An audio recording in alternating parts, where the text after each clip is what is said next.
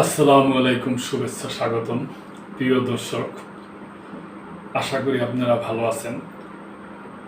এই ইরান আর ইসরায়েলের যুদ্ধের ব্যাপারে কূটনীতিক তৎপরতা যে চলছে বিভিন্ন দেশের ভিতরে ভিতরে তা বোঝা যাচ্ছে। তো যুক্তরাজ্য মানে ওই গ্রেট ব্রিটেনের প্রাইম মিনিস্টার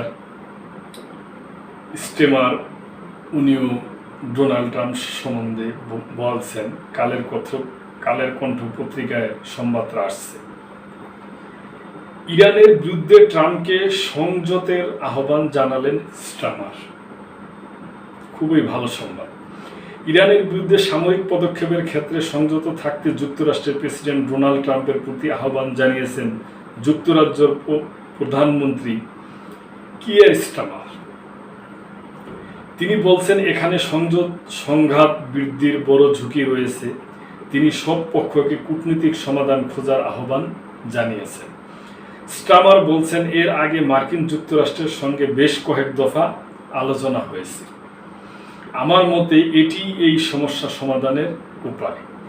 এমন সময় তার এই মন্তব্য এসেছে যখন যুক্তরাজ্যের পররাষ্ট্রমন্ত্রী ডেভিড লেমি এই উত্তেজনা কমানোর উদ্দেশ্যে আলোচনার জন্য ওয়াশিংটন যাচ্ছে, যেখানে তিনি যুক্তরাষ্ট্রের পররাষ্ট্রমন্ত্রী মার্কো রুবিওর সঙ্গে দেখা করবেন।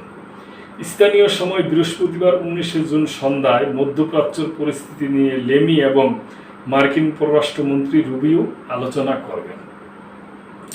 আমার মতে এটি সেই সমস্যা সমাধানের উপায়। এমন সময় তার এই মন্তব্য এসেছে যখন খুবই গুরুত্বপূর্ণ একটা সময়। তো দর্শক, এটা মনে করেন ছোট একটা সংবাদ। যুক্তরাজ্যের গ্রেট ব্রিটেনের প্রধানমন্ত্রী কিয়ার স্টামার এটা যুক্তরাষ্ট্র আমেরিকার প্রেসিডেন্ট ডোনাল্ড ট্রাম্পের প্রতি আহ্বান জানিয়েছে। তা আমরা সেই সাথে সুর মিলে আমরা ওইটি বলতে চাই যে কূটনীতিক আলাপ আলোচনার মাধ্যমে, বেস্ট আলাপ আলোচনার মাধ্যমে এই সংঘাত অবশ্যই বন্ধ হওয়া উচিত। উভয় পক্ষেরই মানুষ মারা যাইতেছে, জনসাধারণ, এবং বিভিন্ন সম্পদেরও ক্ষতি হইতেছে এবং অর্থনৈতিক অবস্থা হইতেছে এবং উত্তেজনা বাড়তেছে। এটা অবশ্যই প্রশমিত করা দরকার কূটনৈতিক তৎপরতার মাধ্যমে।